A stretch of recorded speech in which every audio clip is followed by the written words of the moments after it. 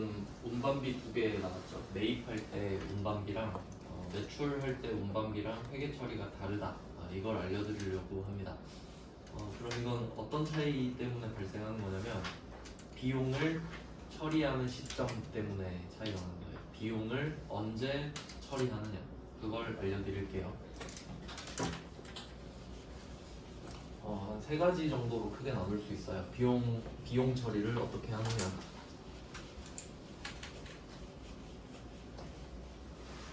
일단 비용 처리에는 이름이 있는데 수익 비용 대응 원칙이라는 게 있어요.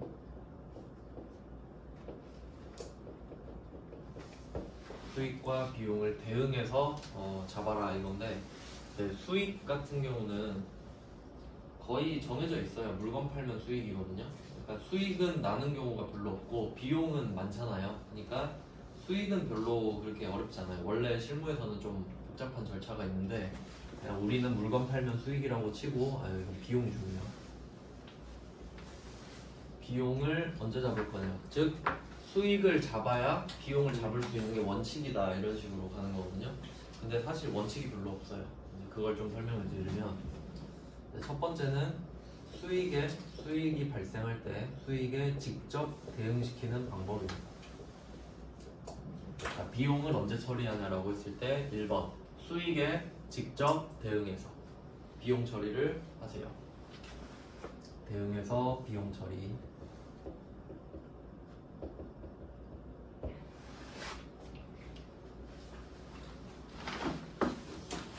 사실 이게 가능한 경우가 별로 없습니다. 근데 일단 원칙은 그러니까 수익에 직접 대응해서 비용을 처리하게 돼 있고요. 그 다음에 이게 안 되면 예시도 하나씩 적을 거예요.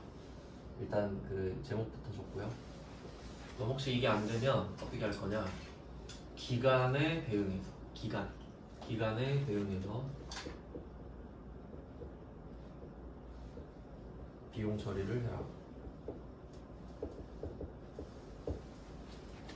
1번이 제일 좋은데 1번이 안 되면 2번으로라도 해라 이런 느낌이고, 2번도 안 된다 그러면 3번 가라 이런 건데 거의 3번이에요. 3번 같은 경우는 그냥 직접 비용 처리입니다. 그러니까 돈을 쓰자마자 바로 비용 처리하는 거거든요. 근데 이거를 교재나 뭐 다른 문구에서 기간 비용 처리한다 이런 말을 쓰기도 하거든요.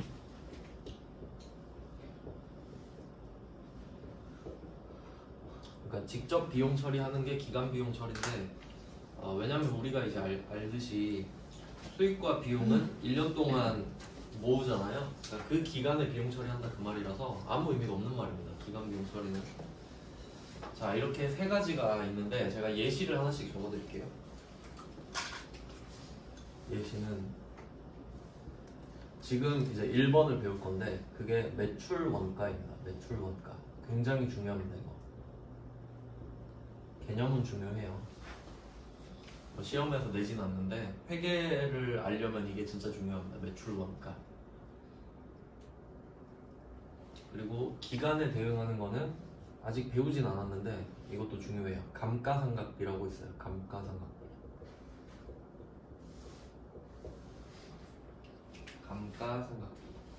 감가상각이라는 말은 일상에서도 쓰는 말인데 그 유형자산을 우리가 나중에 배워요. 유형자산은 형체가 있는데 사용하려고 갖고 있는 자산들이거든요. 뭐 대표적으로 건물이랑 차 같은 거. 근데 그 건물이랑 차 같은 유형자산들은 사용하려고 가지고 있잖아요. 그럼 사용하면서 가치가 떨어지겠죠. 이제 그걸 감가라고 해요. 감소한다 가치가. 그래서 보통 그 자동차 같은 거에 많이 쓰는데 그 제네시스 G80 막 G90 이런 큰 차들 있잖아요. 그런 애들을 감가를 막 쳐맞는다 그러거든요. 가격이 팍팍 떨어져요. 1년마다. 이제 그런 걸 보통 일상용어로 감가를 한다 이렇게 하죠. 근데 회계랑은 좀 그 의미가 다르긴 한데, 그 다음에 3번은 직접 비용, 기간 비용 처리. 이건 나머지 전부다. 그럼 우리가 배웠던 것 중에는 어제 바로 배웠던 게 여비교통비 있었죠. 출장비. 출장 가면서 쓴 돈을 바로 비용 처리했잖아요. 뭐 그 정도? 나머지 전부 다인데 그냥 뭐 굳이 하나 쓰자면 출장비, 여비교통비, 그리고 뭐 기업 업무 추진비, 접대비 이런 것도 되고 광고 선전비 이런 것도 되고 거의 다 해당됩니다. 등 엄청 많아요. 얘는 많습니다. 엄청 많아요. 왜냐면 1번, 2번 빼고 다 하니까. 그래서 거의 3번인데 1번이 나왔기 때문에 지금 여기서 설명드리는 겁니다. 그러면 이게 좀 어려울 수도 있는데 아니에요. 한번 설명을 드려볼게요. 상황을 하나 말씀드릴 테니까 같이 적어두시면 좋을 것 같아요. 그리고 이걸 이해하는 걸 목표로 하시면 돼요. 일단 첫 번째는 제가 어떻게 할 거냐면 상품을 사올 거예요. 상품을. 그러니까 왜냐면 원재료 사면 제품을 만드는 것 때문에 원가 회계가 들어가야 되거든요. 그러니까 너무 복잡해서 상품은 사다가 팔면 되니까 상품으로 말씀드릴게요. 자, 상품을 2개를 샀다고 할게요. 2개를 샀는데 한 개당 68원이에요. 68원, 68. 근데 한 개 사올 때마다 운반비가 2씩 들어요. 이해되셨죠? 한 개당 68, 근데 운반비가 2. 그럼 우리는 이 상품을 사왔을 때 얼마로 적죠? 68 더하기 2, 70이 되는 거예요. 아까 배우셨죠? 운반비 사올 때는 다 포함시키잖아요. 그래서 68 더하기 2. 그래서 아까 배웠던 매입 원가는 매입가에게 부대 비용을 가산한 금액이다. 이거예요. 그래서 70원짜리 2개를 갖게 됐어요. 자, 여기서 포인트는 분명히 이 2만원은 운반비거든요. 운반비인데 이름이 없어요. 운반비인데 이름이 없고 원재료로 상품으로 포함돼 버렸죠. 얘는 그냥 상품이 됐어요. 그럼 여기서 포인트는 돈을 썼죠. 근데 비용 처리를 안 했다는 게 포인트지. 돈을 썼는데 비용 처리를 안 했다. 왠지 볼까요? 첫 번째, 수익에 직접 대응해서 비용 처리를 하세요 이렇게 했잖아요. 그럼 거의 안 된다 그랬죠. 근데 상품은 돼요. 왜죠? 상품을 사왔잖아요. 그럼 그 상품을 줄 때 없어지죠. 그리고 돈 받잖아요. 그러니까 상품은 수익 비용 대응이 되는 거지. 팔 때 돈을 쓰잖아요. 그러니까 주면서 돈을 받잖아요. 그러니까 딱 대응되죠. 줘야 돈을 받죠. 그러니까 수익과 비용이 같이 일어나거든요. 근데 출장비는 어때요? 내가 출장비 쓰면 회사 매출이 갑자기 늘어나요? 그건 아니죠. 그러니까 모르니까 그냥 비용 처리한다는 소리예요. 근데 상품은 알잖아요. 네. 아니까 지금은 때가 아니다 해서 비용을 잡지 않는 겁니다. 매입할 때. 그러면 어떻게 해요? 할 수 있는 방법이 상품에 붙여놓는 수밖에 없어요. 계속 붙이는 거야, 상품에. 기다리는 거죠, 때를. 자, 그리고 그럼 총 170이죠? 이걸 뭐라고 부르느냐면 매입 원가입니다. 매입 원가 140이네. 죄송해요. 감산이 계산기밖에 안 써가지고 감산이 불가능해요. 그럼 140 맞죠? 네. 그럼 매입 원가 140이라고 부릅니다. 개념 매입 원가 맞죠? 그럼 계정 과목은 뭐예요? 계정 과목은 상품. 이걸 구분하셔야 돼요. 그러니까 우리가 이걸 가지고 부를 때 매입 원가 얼마야? 라고 하면 140 이렇게 대답하면 돼요. 매입할 때 140 썼으니까. 그럼 이거 계정 과목은 뭐야? 라고 하면 상품 이렇게 대답하는 거죠. 그러니까 이 2개가 별개인데 같은 개념 안에 들어있는 거예요. 자, 그럼 이렇게 지금 매입 원가가 140이 됐어요. 그리고 이거를 100원에 팔기로 했어요. 한 개 주문이 들어온 거예요. 100원에 팔게요. 자, 그럼 제가 분개를 보여드리겠습니다. 첫 번째는 상품 매출. 상품 매출 100원. 얘는 수익입니다. 수익. 현금 받았다고 할게요. 그냥 간단하게.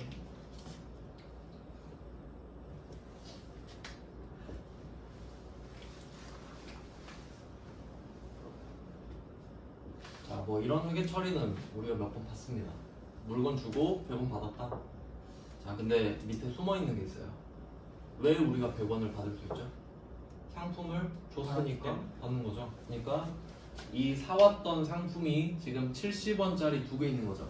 그럼 이 중에 한 개를 준 거잖아요. 그럼 사왔을 때가 상품이라는 자산이었거든요. 그럼 이 상품을 하나 주는 거예요. 70원짜리 상품을 하나 주는 거죠. 얘는 자산의 감소가 되겠죠. 이렇게 됐어요. 그러면 100원을 받았기 때문에 수익이 발생했죠. 100원 받았으니까 100원 벌었죠. 그럼 이제 물어보는 거예요. 너 돈 벌었네. 수익에 직접 대응해서 비용 처리해. 너 이거 100원 버느라 얼마 썼어? 라고 하니까 상품값은 68원, 사올 때 운반비 2만원 해서 총 70 썼어요 라고 지금 한 번에 말해요. 그럼 이게 비용 처리를 하면 되겠죠. 그러면 이게 처음에 사왔을 때 금액이 매입 원가라고 했잖아요. 그럼 지금 한 개만 팔았죠. 한 개 팔 때 100원 벌었죠. 그럼 100원 버느라 얼마 썼어? 이거는 매출 원가. 매입할 때 쓴 돈은 매입 원가. 매출하면서 벌면서 쓴 돈은 매출 원가. 즉 매출 원가는 팔린 거에 사온 가격이에요. 한 개밖에 안 팔렸잖아요. 그러니까 매출 원가는 140이 아니지 70입니다. 이게 중요한 거예요. 얘만 비용 처리가 되는 거거든요. 회계에서 이게 진짜 중요한 거예요. 왜냐면 안 팔리면 계속 자산이에요. 안 팔리면 자산인 거예요. 그러니까 재고 자산이 무조건 많다고 좋은 게 아닙니다. 악성 재고일 수도 있거든요. 근데 회계에서는 그거를 막 밑에 주석으로 설명하는데 주석 잘 안 보거든요. 그러니까 우린 그런 걸 알아야 되는 거죠. 그럼 이때 매출 원가라고 비용을 이때 잡는 거예요. 비용 이렇게 딱 되죠. 그러면 이 분계에서는 이게 딱 되네요. 수익과 비용이 대응했죠. 100원 버느라 70원 썼다. 그럼 한 개 팔 때마다 30원 남았다는 걸 알 수 있겠네요. 그러니까 이게 회계예요. 이걸 하고 싶은 거예요. 그럼 한 개 팔 때마다 30이 남으니까 한 개 팔 때마다 곱하기 30 하면 되겠죠. 자, 그리고 이제 운반비를 붙여볼게요. 그럼 이제 아시겠어요? 사올 때는 왜 운반비가 비용이 아니었냐? 수익이 없으니까. 사올 땐 수익이 생길 수가 없잖아요. 상품 사올 때. 그러니까 비용을 잡을 수가 없으니까 자산밖에 할 게 없는 거예요. 그럼 붙여요, 자산에. 그리고 기다리죠. 팔릴 때까지. 그럼 이게 좀 깊게 생각하면 이런 거예요. 사올 때 운반비를 막 썼을 거 아니에요. 만약에 100개 사왔다 해보세요. 그럼 운반비 2 곱하기 100이죠. 운반비 200이 어떻게 돼 있어요? 재고 자산에 들어가 있죠. 안 팔리면 평생 자산이에요, 운반비가. 이게 특이한 거예요, 회계에서. 그러니까 아는 사람은 그게 보이지. 모르는 사람은 다 그냥 그게 상품 값인 줄 알죠. 뭐 그런 게 있어요. 자, 그럼 이제 운반을 하는데 팔 때 운반비 3만 원을 우리가 내준다 그럴게요. 이제 프로모션 행사 중이에요. 그럼 이때 3만 원을 직접 또 내야겠죠. 운반비 회사에다가, 운송회사에다가 현금 3만 원을 줘볼게요. 일단 자산의 감소는 확실하죠. 그리고 이제 얘를 뭘로 할 거냐. 지금 얼마 버는지 알죠. 100원 벌죠. 그리고 지금 운반비 3만 원 쓸 거죠. 이 3만 원은 왜 쓰는 거죠? 100원 벌려고. 100원 벌려고 쓰는 거죠. 그럼 수익을 알잖아요. 네. 그럼 이때 쓰는 운반비는 바로 비용 처리해야지. 얼마 버는지 알잖아요. 왜 쓰는지 알잖아.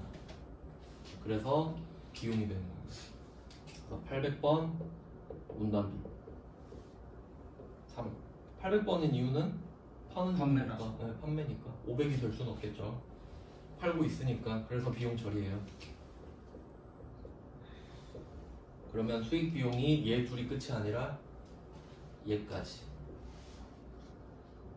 이렇게 하면 정확히 하면 어떻게 돼요? 100원 버느라 얼마 쓴 거죠? 73. 73 쓴 거예요. 그럼 27 남겠네. 근데 또 정확하게 나누잖아요. 100 벌고 상품값 68, 매입 운반비 2, 매출 운반비 3. 정확히 나누면 맞죠? 진짜 상품은 68이잖아요. 근데 그게 알고 싶은 게 아니죠, 주주는. 진짜 상품 가격을 알고 싶은 게 아니잖아요. 한 개 팔아서 얼마 남는지 알고 싶은 거잖아요. 그러니까 이렇게 한다.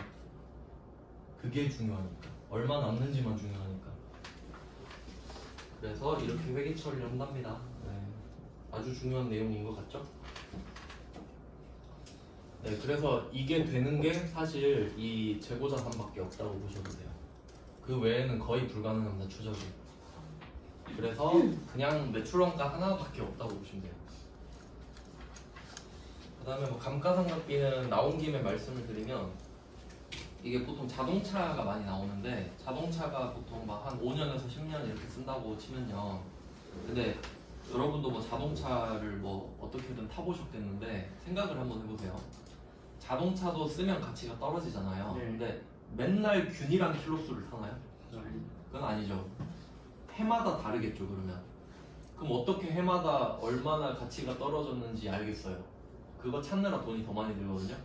그러니까 그냥 N빵 쳐버리는 거죠. 예를 들면 2천만 원짜리 뭐 아반떼를 샀다. 그러면 5년 동안 탄다 치면 5년 동안 그냥 N빵 쳐가지고 400씩 떨궈버리는 거예요. 그냥. 왜냐면 어쨌든 폐차는 할 거 아니에요. 예. 근데 비용은 그냥 5년을 압축해가지고 다 때려버리는 거지. 그러면 6년째부터는 비용 없이 차를 타게 돼요.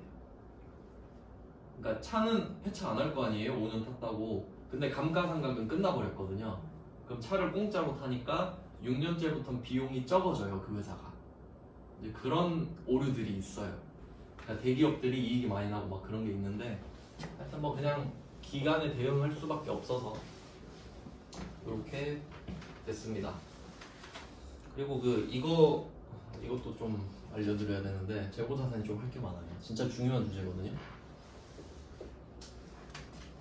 이 부분 있죠. 이거 매출원가 상품. 그러니까 원래는 물건을 하나 팔 때마다 이거 수익 100원 찍고 매출원가 70원 찍고 이렇게 해야 정상이거든요. 근데 이거는 처음 보시죠. 제가 박스 친 거는. 왜냐면 이거는 물건을 팔 때마다 하나씩 하는 게 아니고 우리가 재고자산 한두 개 파는 거 아니잖아요. 예.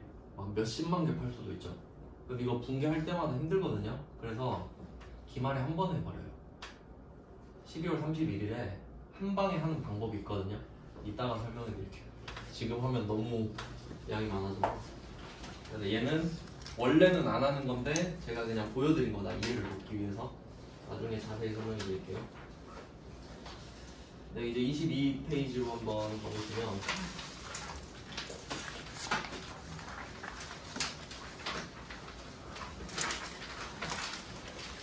이거는 그 좀 말 문제가 많은데 제목 보시면 수량 결정 방법, 단가 결정 방법 이렇게 돼 있죠. 여기서 수량 단가만 좀 표시해 주세요. 수량 단가.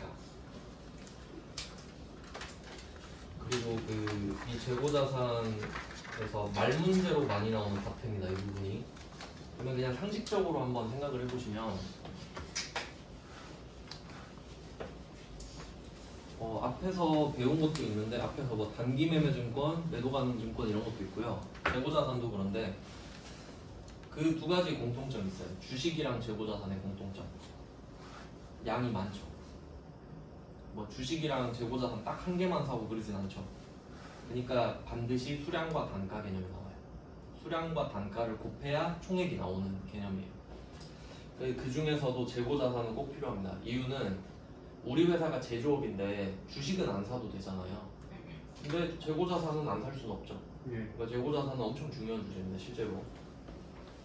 자, 그럼 한번 볼게요. 01번부터 재고자산의 수량 나왔죠.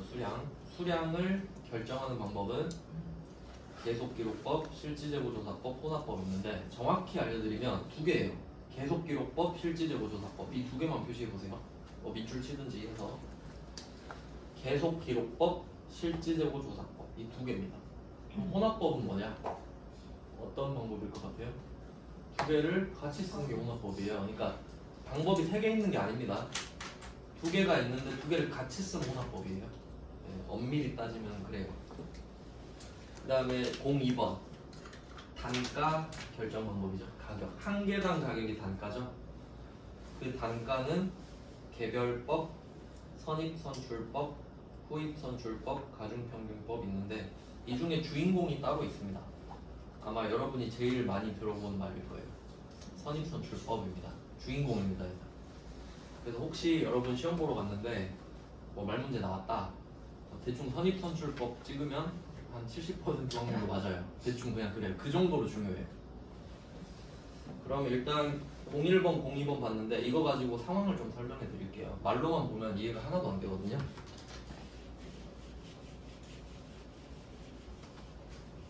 그럼 일단 수량부터 알려드리겠습니다. 수량. 재고자산 수량을 파악을 해보겠습니다. T 계정으로 알려드릴게요. 둘 다 재고자산인데 첫 번째는 여기 나와 있는 계속기록법으로 해볼게요.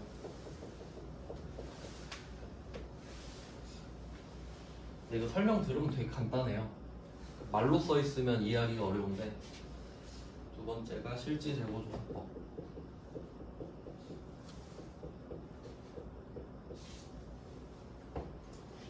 그냥 뭐 수량은 제가 임의대로 그냥 적어서 해볼게요. 자, 이번에는 재고자산을 볼 거기 때문에 재고자산은 자산이잖아요. 그러니까 여기서는 뭐 상품이라고 생각하시면 돼요. 제가 저번에 대손충당금으로 이거 T 그려서 설명드렸었는데 대손충당금은 자산의 차감 계정이었어요. 그래서 오른쪽이 플러스였거든요. 근데 지금은 재고자산이니까 자산이고 왼쪽이 플러스입니다. 왼쪽이 플러스. 그게 중요해요. 계정 과목마다 방향이 달라요. 그래서 그럼 지금 재고자산은 왼쪽이 플러스겠죠. 그러면 첫 번째 기초에는 작년 말에 쓰다가 남은 상품이 있겠죠. 팔다가 남은 거. 그럼 그거 올해 받아서 팔 거잖아요. 그러니까 그걸 기초. 대충 한 100개라고 할게요. 그리고 매입할 수 있겠죠. 새로 사와야 더 팔 수 있으니까 매입은 한 뭐 200개라고 해볼까요? 대충 뭐 이렇게 정리를 했습니다. 그러면 총 개는 300개 이렇게 되겠죠. 그럼 100개는 작년에 팔다가 남은 거, 200개는 올해 새로 사온 거. 그럼 300개를 갖고 있었겠죠? 그럼 이게 판매 가능 재고. 외우는 거 아니죠? 당연히 판매할 수 있죠, 300개를. 그럼 이제 이거를 팔았냐 못 팔았냐. 팔았냐 못 팔았냐. 자, 이제 팔았으면 매출 원가라고 합니다. 왜냐면 아까 그 기억나세요? 상품 한 개 70에 사왔죠. 그럼 그걸로 예를 들어볼게요. 2개 사왔으니까 매입이 140이었죠. 매입 140. 근데 한 개 팔려서 매출 원가 얼마였어요? 70이었죠.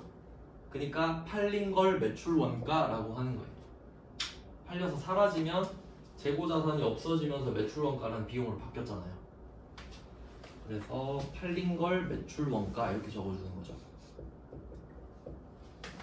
그리고 안 팔린 건 기말 재고로 남아서 내년으로 또 넘기겠죠. 뭐 이런 거예요. 그러니까 300개를 팔 수 있는데 팔리면 매출 원가, 안 팔리면 기말. 근데 지금은 수량만 이야기하는 겁니다. 가격은 없어요. 그냥 100개, 200개 이렇게 된 겁니다. 자, 그러면 이름이 계속 기록법이잖아요. 얘는 딱 봐도 이름이 좀 피곤해요. 계속 기록하잖아요. 피곤하죠. 딱 봐도 계속 기록해야 되니까. 자, 그럼 이 두 개는 어떻게 될지 생각해 볼게요. 이 기초재고 100개 있잖아요.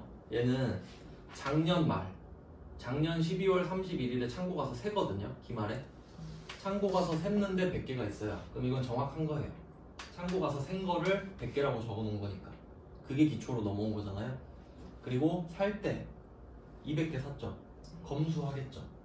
그러니까 이 차변 쪽은 정확하다고 보시면 돼요. 정확하다고 볼게요. 자, 그 다음에 매출원가랑 기말이 있는데, 자, 이제 그냥 산수를 생각해 보면 300개가 팔리거나 안 팔리거나죠. 그럼 이론상으로는 이 두 개 합치면 300이죠. 그걸 이용하는 거예요, 그냥. 그래서 어떤 애는 나는 계속 기록을 할 거야, 이 말이에요. 왜 그러냐면, 자, 팔 때마다 기록을 하거든요, 얘는. 이유를 들어보니까 12월 31일에 창고에 가기가 싫대요. 창고에 거미줄이 너무 많고 싫어, 어두워서. 그러니까 난 그냥 판 것만 계속 기록해서 창고에 안 가고 이걸 빼서 그냥 이걸 때려 맞힐래. 이 방법이에요. 그러니까 둘 다 가라예요. 맞죠? 한 개만 하는 거거든요. 그럼 얘는 이름 보면 어때요? 실지재고조사법. 그럼 얘는 뭐겠어요? 가서 조사해. 얘도 쿨가이죠. 얘는 팔 때 기록을 안 해버려요. 근데 둘 다 미쳤지 않나요? 네. 둘 다 말이 안 돼요. 그러니까 원래 실무는 혼합법밖에 안 써요. 근데 그냥 이론상 방법이 두 개 있다는 거지. 그래서 뭐 이해되시죠? 별로 안 어렵죠? 근데 숫자까지 넣으면 더 쉬워요. 얘는 계속 기록을 해서 한 200개? 200개 팔았다고 할까요? 그래서 숫자가 겹치면 좀 그러니까 250개라고 해봅시다. 팔 때마다 기록을 했거든요, 얘는. 팔 때마다 기록을 해서 보니까 합치니까 250개야. 그리고 얘는 12월 31일에 웃고 있겠죠. 아, 난 창고 안 가도 돼. 왜냐면 창고에 50개 있을걸? 하고 그냥 끝. 자, 그럼 이건 확실하죠. 그럼 색깔을 구분해 볼게요. 얘가 눈으로 확인한 건 파란색. 눈으로 확인했죠. 왜냐면 팔 때마다 기록했으니까. 250개 팔린 건 알아요, 얘가. 근데 창고에 50개 있다. 이거는 확인 안 했죠. 이론상으로 지금 하는 거예요. 그러면 이렇게 됐다고 얘는 끝내버리는 거예요. 이게 계속 기록. 이걸 확인하는 거죠. 계속 기록. 색깔 맞출까요? 직관적으로 딱 알 수 있게. 자, 이렇게 된 겁니다. 자, 그럼 이쪽은 똑같아요. 왼쪽은 다를 수가 없습니다.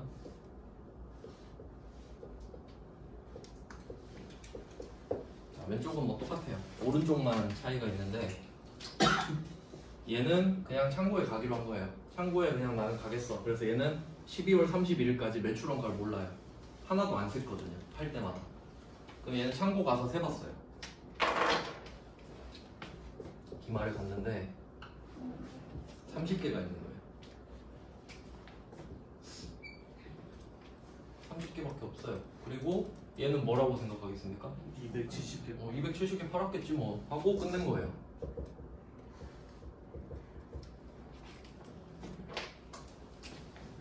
그럼 얘는 이걸 확인할 수가 없죠. 매출원가를.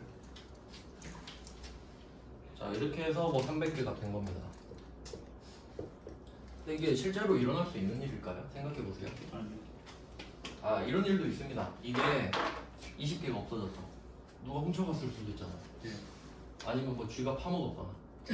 그러니까 여기서 없어지는 거는 완벽하게 없어지는 것 뿐만 아니라 예를 들어 쥐가 파먹었어요. 그럼 못 팔죠. 그럼 그게 0이 되는 거예요. 못 파니까. 그런 일들도 있단 말이에요. 그리고 뭐 예를 들어 술 회사 같은 경우는 휘발되는 양이 어마어마하대요. 밀봉을 해도. 그럼 그것까지 감안해야 되죠. 그러니까 이걸 같이 해야 돼요. 같이 할 수밖에 없단 말이죠. 그래서 이 두 개를 같이 하는 게 혼합법. 그럼 이 두 개를 같이 하면 어떤 효과가 있는지 한번 볼게요. 일단 한 개만 하면 부정확하다는 건 아셨죠? 예.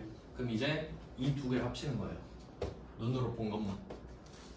그러면 어떻게 해야겠어요? 팔 때는 계속 기록을 하고 12월 31일은 창고 가야겠죠.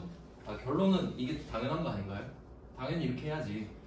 자, 그럼 이제 합쳐볼게요. 합쳤어요. 혼합법으로.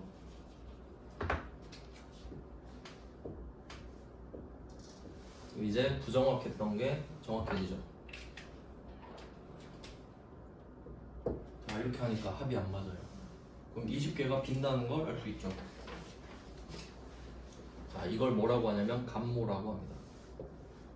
감모 손실. 뭐 감소되고 마모됐다 이런 느낌이에요. 그러니까 없어진 거야. 그 이유는 뭐냐? 지금 그게 중요한 게 아닙니다. 이유가 중요한 게 아니에요. 왜죠? 우린 보고만 하면 돼요. 그냥 20개가 없어졌는데요.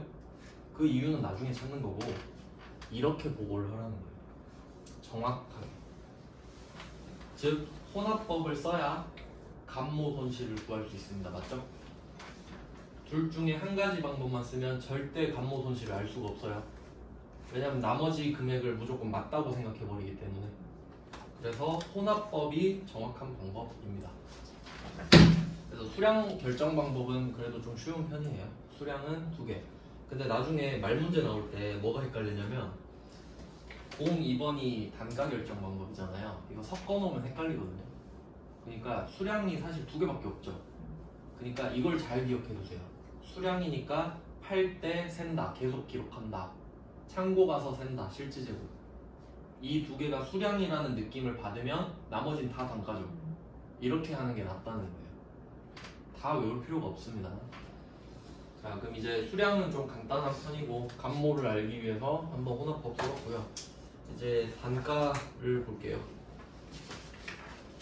단가는 이제 선입선출법이 주인공이라 말씀드렸고,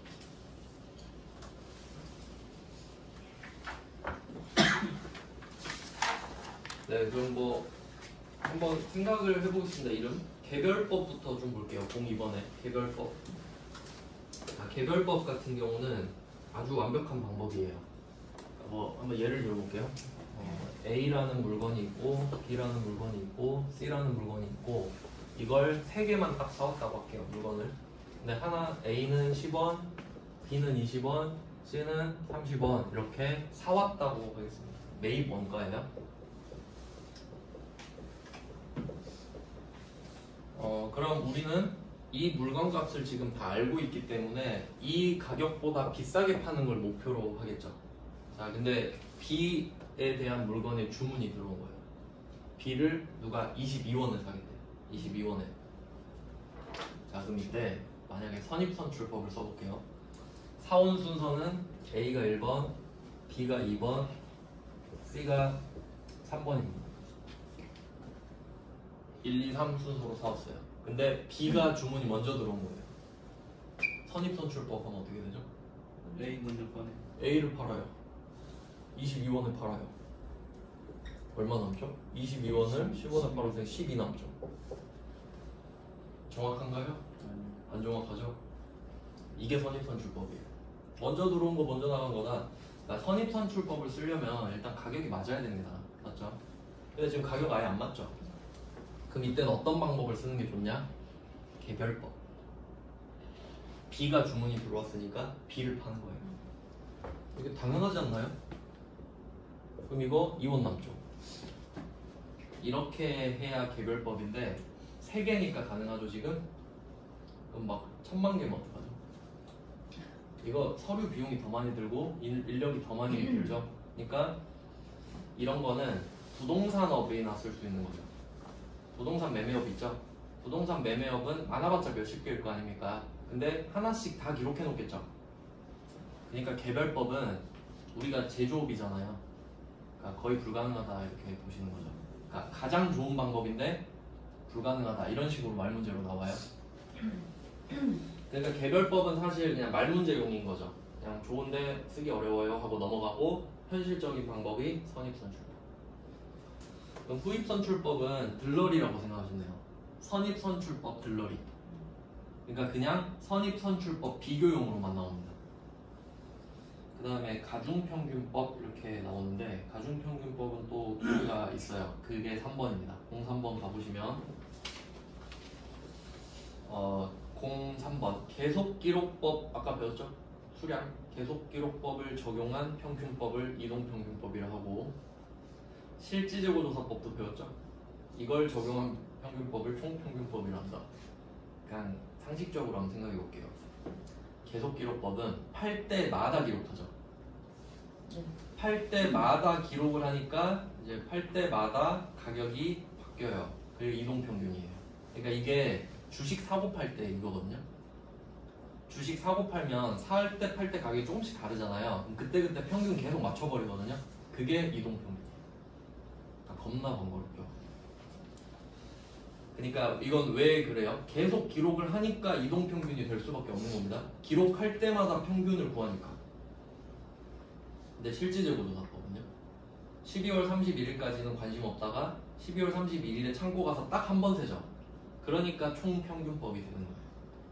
그러니까 이건 이해하면 사실 끝인데 그러니까 평균법을 수량 방법이랑 묶어서 방법이 결정이 되는 거거든요. 즉 결론은 가중평균법은 2개 있는 거죠. 이동평균법, 총평균법. 그래서 이렇게 뭐 표시해 주시면 되고 그 다음에 04번 개별법 볼게요. 개별법은 가장 정확한 단가 산정 방법이지만 실무적으로 적용하기가 어렵다. 확인하고 넘어가고요. 그 다음에 06번부터 이제 선입선출법 좀 나오네요. 자, 선입선출법은 기말재고자산이 가장 최근 매입분으로 구성돼서 기말재고자산 시가에 가깝다 이렇게 있는데 말로 읽으면 어렵고 그림 하나 그려드릴게요. 재고자산은 그림으로 공부하시는 게 좀 편할 것 같아요.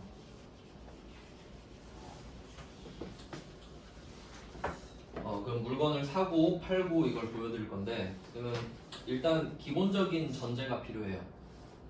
우리가 그 물가라고 하는 거 있죠. 물건 가격. 물가가 오르죠. 기본적으로 물가가 오르니까 최저시급도 올려주잖아요. 그러면 일단 물가부터 따져볼게요. 물가는 오른다. 완만하게 이렇게 오른다고 할게요. 보통 한 3% 정도로 잡죠, 해마다.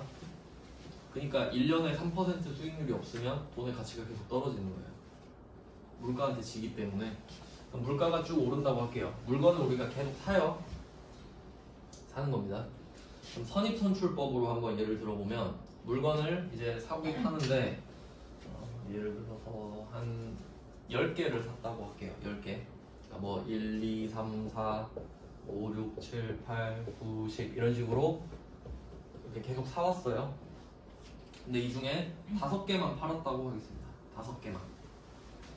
그러면 10개를 사왔는데 10개를 다 팔잖아요? 그럼 그때는 선입선출이든 후입선출이든 상관이 없어져요. 왜냐면 다 팔았으니까. 순서 바꿔도 다 팔린 거죠? 근데 5개만 팔았다 하면 이제 이야기가 바뀌는 거예요. 그럼 선입선출은 먼저 들어온 게 먼저 나가는 거죠? 보통 실무에서는 파이포라고 불러요. First in, first out 이렇게. 이름이 너무 기니까 그럼 파이포를 쓰면은 5개를 팔았다고 했을 때 이걸 내가 결정할 수 있는 거예요. 뭐부터 팔았다고 할지. 근데 선입선출법은 먼저 들어온 걸 먼저 팔았다고 결정하겠다라는 거거든요. 그럼 먼저 들어온 게 1, 2, 3, 4, 5죠. 그럼 얘네들은 뒤에 사온 애들보다 가격이 싸죠. 물가가 덜 올랐을 때 사왔으니까. 그러면 이게 매출 원가가 되겠네. 팔렸으니까. 매출 원가가 되겠고, 그러면 6, 7, 8, 9, 10은 남아있죠? 기말재고예요. 그리고 우린 아까 배웠어요. 아까 T 계정으로 했을 때 기초, 매입, 이게 왼쪽인데 이게 판매 가능 재고가 있잖아요. 이게 팔리거나 안 팔리거나 이 두 개밖에 없다 그랬죠? 그러면 매출 원가 있고 매출 원가 팔린 거 남은 거 기말재고 있죠? 자, 그럼 둘 중에 수량은 똑같이 5개죠. 근데 이 중에 누가 더 작습니까? 앞에 매출 원가가 더 작죠. 쌀 때 사왔으니까. 그러니까 수익은 똑같다고 쳐도요. 수익은 똑같다고 쳐도 판매 가격은 똑같아도 앞에 사왔던 거 팔면 이익이 많이 났죠. 왜냐면 얘가 더 싸게 사왔으니까. 즉 뒤에 거 팔면 이익이 덜 남아요. 이 사이가 이익이에요. 이게 수익이고 얘가 비용이니까. 자, 그럼 이때 매출 원가가 상대적으로 작죠. 그럼 기말재고는 상대적으로 크죠. 이게 포인트예요. 이게 선입선출 그림표입니다. 그럼 반대로 생각해 볼까요? 상황은 똑같아요. 물가는 오르고 있는데 내가 계속 사왔어요. 그걸 팔아요. 판매 가격은 똑같습니다. 후입선출법으로 가정해 볼게요. 후입선출법은 아예 인정도 안 합니다. 원래 말이 안 되거든요. 후입선출법을 만약에 굳이 따지면 뒤에 거 5개를 팔았다고 하거든요. 그럼 매출 원가가 커지죠. 이익이 작아지고. 그러면 남아있는 재고는 가격이 작아지는 거예요. 그럼 둘이 화살표가 반대가 되죠. 그러니까 그냥 비교용으로 낸다 이거예요. 후입선출법은. 즉 선입선출법 하나만 제대로 알고 계시면 돼요. 선입선출법 딱 하나만 알고 반대면 후입선출법이에요. 그렇게 하면 2개를 다 맞히는 거예요. 자, 그럼 다시 읽어볼까요? 06번. 06번 선입선출법은 기말 재고자산이 가장 최근에 매입분 6, 7, 8, 9, 10이죠. 기말 재고자산가액이 시가에 가깝다. 당연하죠. 물가가 지금 시가 여기 끝에 같을 테니까. 그러니까 그림 보면 당연한데 글자로만 풀면 뭔 말인고 싶어요. 그래서 그림을 같이 작게라도 그려주시면 도움이 될 거예요. 그 다음에 07번을 보겠습니다. 선입선출법은 매출은 최근 단가이고 매출 원가는 과거의 원가이므로 수익 비용 대응이 적절하지 않다. 일단 이 07번은 시험에 잘 나오는데 이것만 표시할게요. 선입선출법은 수익 비용 대응이 적절하지 않다. 선입선출법은 수익 비용이 적절하지 않다. 결과만 일단 표시하세요. 일단 이게 시험에 잘 나와요. 그리고 이유를 설명해 드리겠습니다. 방금 이제 선입선출법을 했는데 사실 선입선출법을 쓰는 이유가 그게 정상이라서 그렇거든요. 왜냐면 먼저 들어오는 게 먼저 나가는 게 맞잖아요, 순서상으로. 그래서 물류 흐름이 일반적인 흐름과 같은데, 근데 굳이 이제 시험 문제로 낼 때는, 그러니까 선입선출법을 까는 게 딱 이거 하나밖에 없어요. 다 좋게 말하거든요. 선입선출법 나오면 다 좋은 말만 나와요. 딱 안 좋은 거 7번 하나 나와요. 수익 비용 대응이 적절하지 않다. 약간 이거 억가 느낌이 있긴 한데 제가 굳이 좀 설명을 드리면, 방금처럼 물건을 이렇게 1, 2, 3, 4, 5, 6, 7, 8, 9, 10 사왔어요. 그러면 이거를 사오기만 하고 마지막 날에 하나 팔았다고 해볼게요. 이 날에 물건을 하나 딱 팔았다고 할게요. 자, 그럼 이게 시가가 되겠죠? 시가. 그러니까 이날 물가가 올랐으니까 이때 이 시가대로 팔 거 아니에요. 근데 사왔을 때 가격은 1번 이라는 소리예요. 그러니까 지금 10개를 사와서 이날 처음 팔았다고 지금. 그럼 처음 팔면 시가는 오늘처럼 비싸 있는데 원가는 옛날에 샀으니까 싸게 사왔다 이거지. 근데 사실 이거는 이익이 크게 계산된다 이 말이거든요. 근데 그냥 굳이 이렇게 말을 해요. 근데 이건 문자 그대로 잘 나옵니다. 선입선출법은 수익 비용 대응이 적절하지 않다. 그러니까 굳이 하면 이렇게 된다. 팔 때는 지금인데 사온 건 옛날에 사온 거니까. 그렇게 좀 정리를 해두시면 되고요. 시험에 그냥 많이 나와서 강조를 합니다. 네, 그 다음은 이제 후입선출법이 나오는데 말씀드린 대로 후입선출법은 그냥 선입선출법의 반대라고 생각하시는 게 편해요. 따로 공부한다 생각하지 마시고 한번 볼게요. 08번은 후입선출법은 기말 재고자산이 과거의 취득 원가로 기록되어 현행 가치를 나타내지 못한다 이렇게 돼 있는데, 후입선출법은 이 그림에서 이제 뒤부터 팔잖아요. 그러니까 기말 재고자산이 옛날에 사온 거죠. 이걸 먼저 팔았으니까, 그러니까 반대예요 그냥. 현행 가치를 나타내지 못해. 이거 참고로 현행 가치는 뭔 말이냐면 그 시가 안에 들어있는 말인데, 지금 이 상품을 사잖아요. 지금 사면 얼마? 이거예요. 그냥 그렇게 써주세요. 현행 가치는 지금 사면 얼마? 이거예요. 그러니까 지금 사는 가격이랑 다르겠죠. 싸게 사온 것들이 남아있을 테니까. 그 다음에 09번입니다. 09번은 후입선출법은, 이것도 얘만 표시할게요. 후입선출법은 수익비용의 대응이 선입선출법보다 적절히 이루어진다 이렇게 되죠. 그러니까 7번, 9번 반대 표시 해놓으시면 되겠네요. 그럼 7번을 알면 9번 맞출 수 있죠.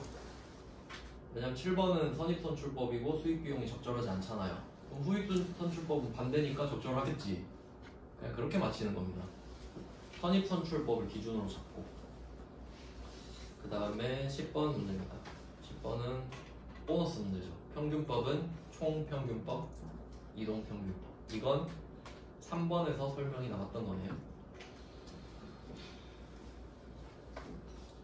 그 다음은 11번입니다.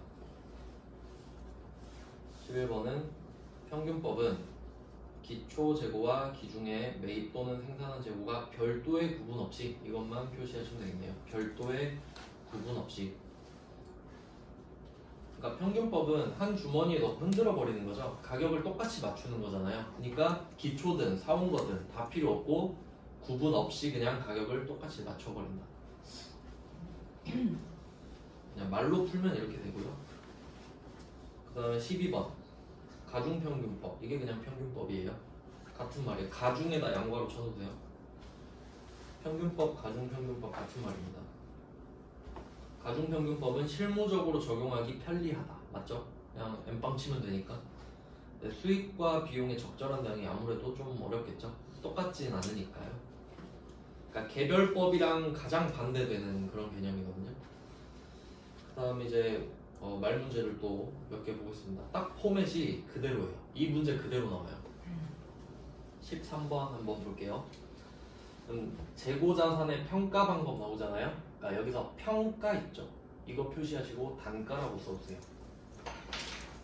평가에다가 단가. 왜냐면 평가는 가격을 평가하는 거죠, 기본적으로.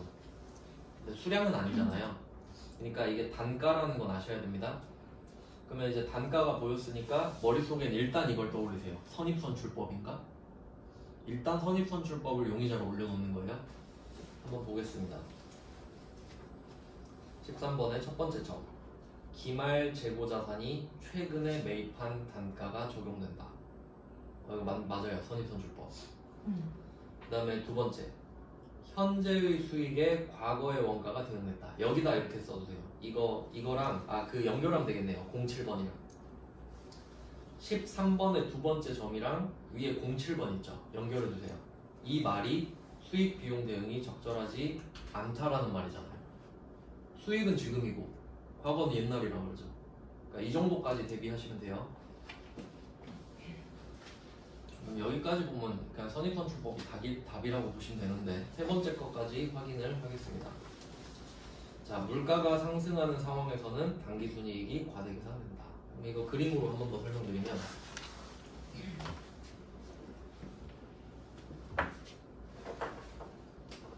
그러니까 물건을 팔 때 물건 가격은 잘 못 올리죠. 네. 과자 같은 거 보면 요새 양을 막 줄이죠. 가격은 똑같이 하고. 그러니까 가격은 똑같아요. 이게 수익이에요. 그러니까 물건 가격을 못 올리고 있는 겁니다 지금. 근데 사올 때 가격은 우리가 어쩔 수 없이 반영을 해야 되는 거죠. 그럼 이때 아까 보셨듯이 얘가 팔리면 비용이 되잖아요. 팔리면. 근데 팔린 건 선입선출법이라고 해요. 그러니까 기본 전제는 물가가 상승할 때, 물가가 상승하고 선입선출법을 쓸 때. 그럼 5개만 팔면 앞에가 팔렸죠. 그러면 이 부분만 이익이 돼요. 팔렸으니까. 그럼 뒷부분은 안 팔렸죠. 그럼 이게 기말재고가 되는 거지. 이렇게 그림으로 치면 되거든요. 그럼 한번 생각해 보세요. 물가가 올랐어요. 그럼 이 말은 옛날엔 쌌단 소리입니다. 이렇게 번역하셔야 돼요. 물가가 오르는 건 상식인데 그럼 당연히 옛날엔 쌌겠지. 근데 선입선출법은 옛날 거부터 팔죠. 그러니까 당연히 이익이 크지 않습니까? 네, 그럼 그 말이에요. 그러니까 기말재고가 크고 이익도 커요. 기말재고가 크고 이익도 커요.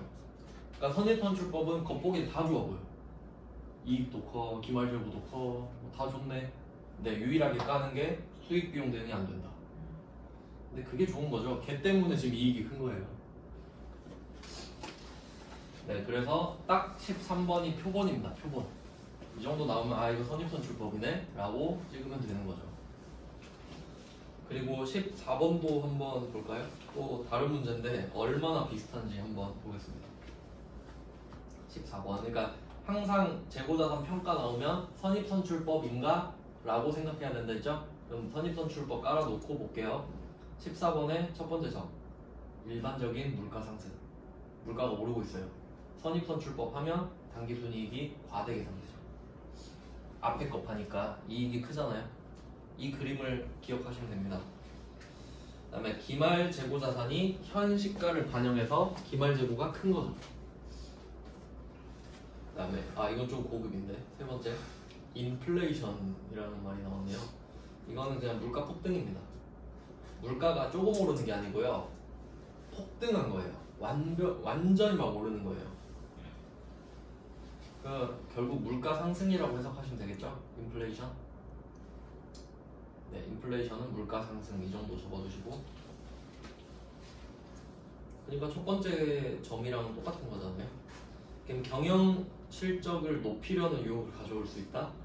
이익이 크다는 소리입니다. 이익이 크면 경영 실적이 좋잖아요. 그러니까 후입선출법 안 하고 선입선출법을 고르고 싶게 할 거다 그 말이에요. 그냥 뭐 해석하면 다 똑같은 말이고요. 그 다음에 15번 이것도 한번 해봅시다. 15번 문제는 자, 이번엔 물가가 하락이죠. 이거 푸는 법 알려드릴게요. 그래도 물가 상승으로 생각하세요. 그러니까 우리는 기본적으로 생각하셔야 될 게 전제를 그냥 이렇게만 생각하는 거예요. 물가는 상승하고 선입선출법을 쓴다. 이렇게만 딱 생각하시는 거예요. 자, 그럼 물가가 하락한다고 했는데 일단은 볼게요. 물가가 그래도 상승했다고 생각할 거예요. 당기순이익이 가장 적게 계상된다고 하죠. 자, 그럼 생각해 볼게요. 물가가 상승할 때 선입선출법을 우린 기준으로 잡잖아요. 선입선출법은 당기순이익이 어때요? 크죠? 근데 얘는 작죠? 근데 물가가 하락한다 했죠? 그럼 선입선출법이에요. 한 개 반대로 하니까 똑같아지잖아요. 그러니까 결론은 선입선출법을 답으로 맞춰놓고 문제를 내는 것 같은 느낌이에요 지금. 그래서 나는 시간이 없고 모르겠다, 그럼 선입선출법을 찍으세요. 그래도 가능하면 한번 읽어는 보시고, 왜냐면 반대면 후입선출법이기 때문에. 왜냐면 이렇게 낼 수 있잖아요. 한번 생각해 보세요.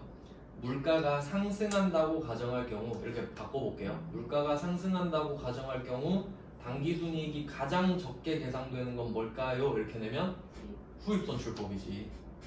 그냥 반대로 바꾸면 되니까 그렇게 푸시는 거라는 거예요.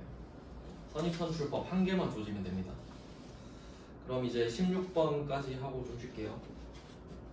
16번 재고자산의 평가 방법. 그러니까 평가 방법을 많이 낼 수밖에 없어요. 자, 첫 번째, 일반적인 물가 상승이 나왔죠. 근데 우리가 아는 선입선출법은 당기순이익이 과대 계상되죠. 이거 후입선출법 같은데? 느낌이 딱 드네요. 그리고 뒤에 법인세를 절감하는 효과는 뭐냐면 당기순이익이 작잖아요. 그러니까 세금도 덜 내겠지. 그러니까 필요 없는 말입니다, 뒤에 거는. 자, 두 번째, 기말 재고자산이 현시가를 반영하지 못합니다. 후입선출법은 뒤에 걸 팔기 때문에 싸게 사왔던 게 기말 재고자산이죠. 현시가 반영 못하죠. 그 다음에 세 번째, 디플레이션은 인플레이션의 반대입니다. 물가 하락이라고 써주시면 돼요. 물가가 떨어질 때는 그러면 당기순이익이 커지겠죠. 후입선출법은 하나 반대로 바꾸면 되니까. 그래서 답이 후입선출법. 이 정도만 대비하시면 되고, 나오는 게 이 정도란 말이죠. 여기까지 해놓고 10분 정도 쉬고 다음 주제로 가보겠습니다.